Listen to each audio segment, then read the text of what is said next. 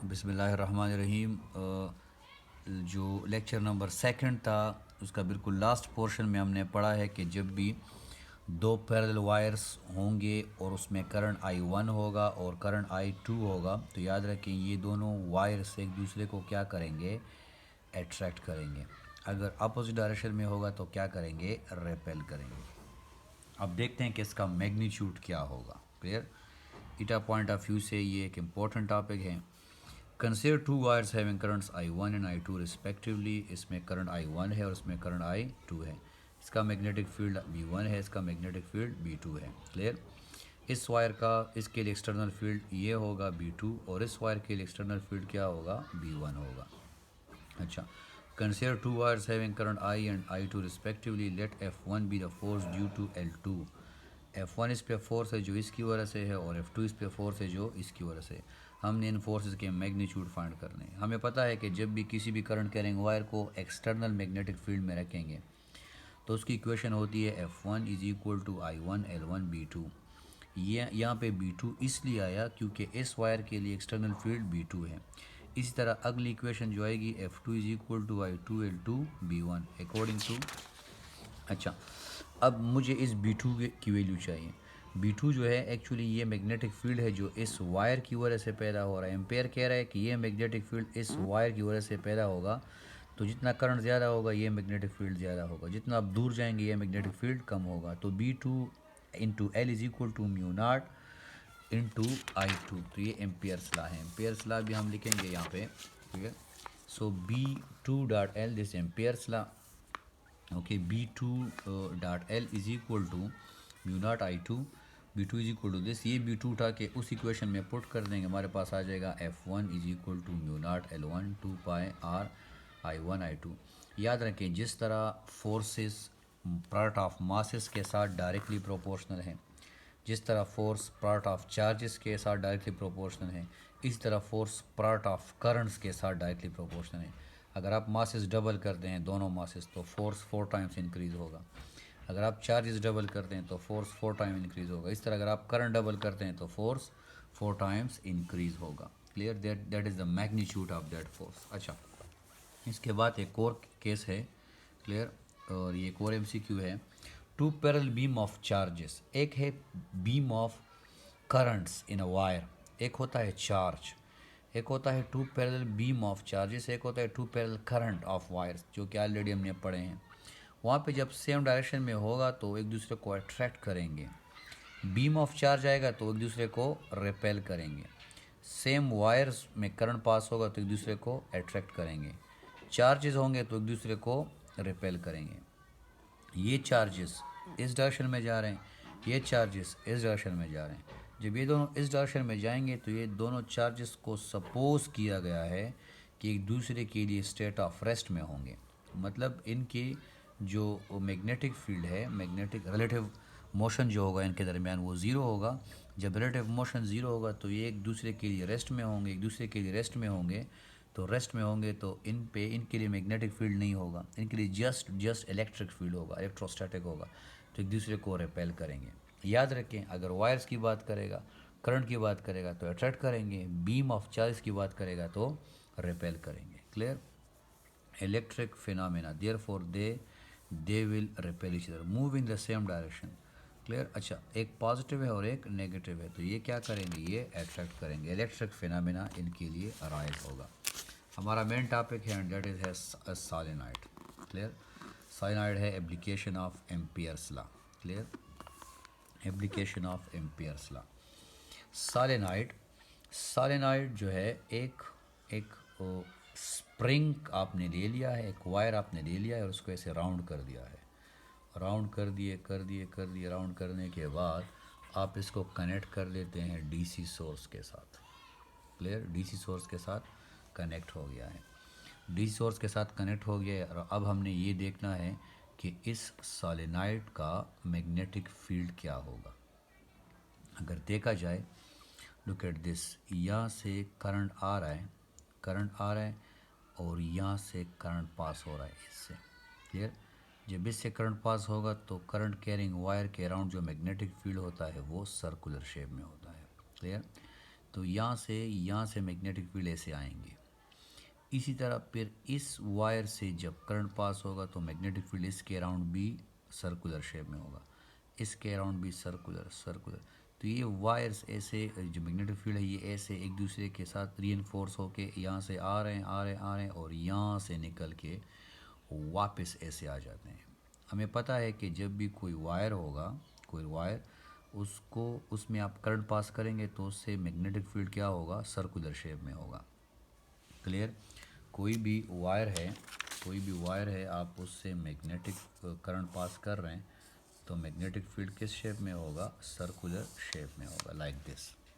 Clear?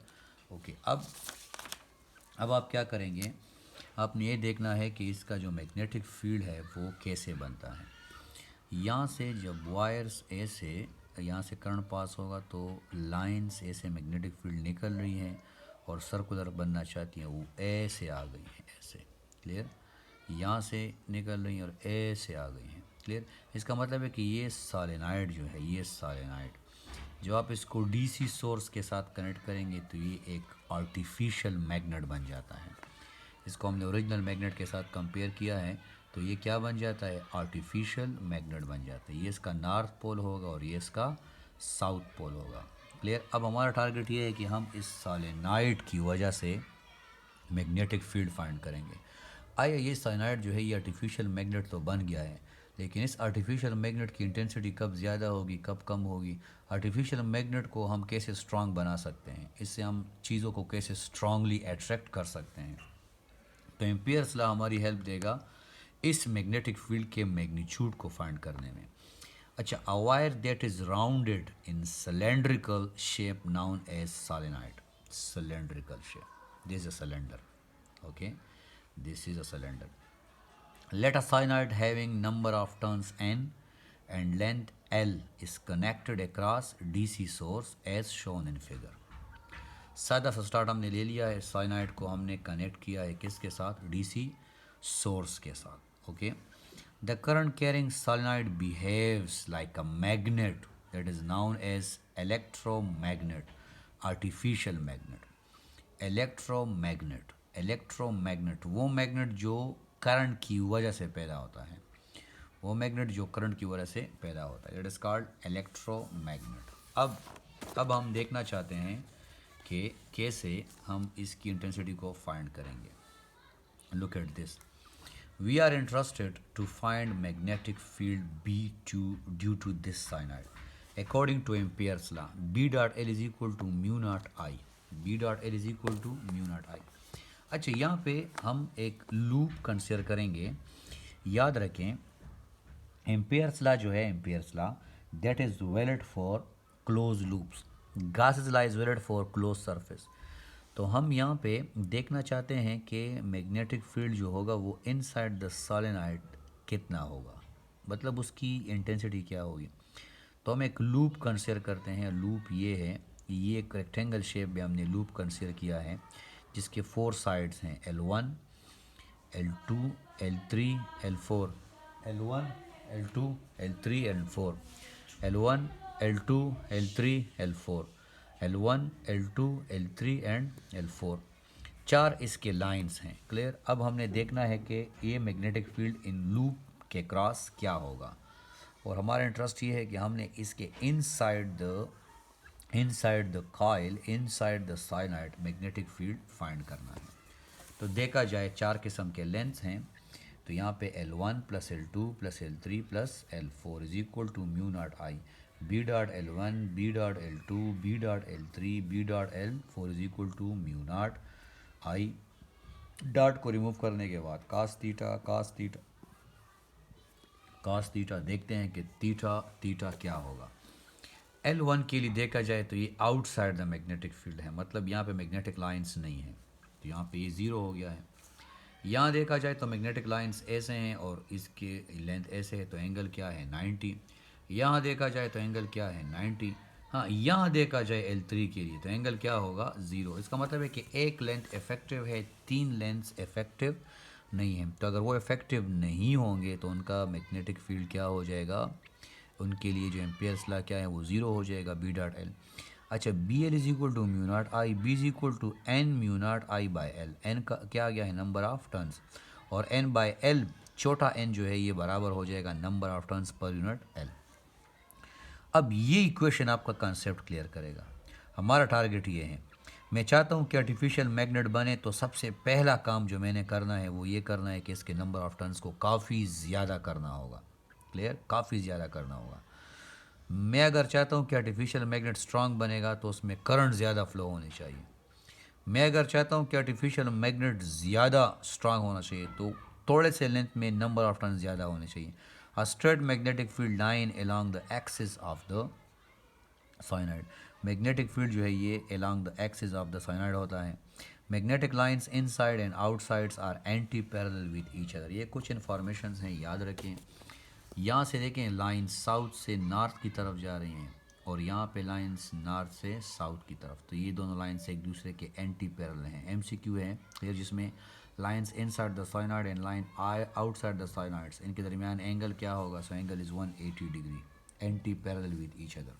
Clear, okay, anti parallel with each other. Inside the solenoid lines are uniform, outside the solenoid lines are non uniform.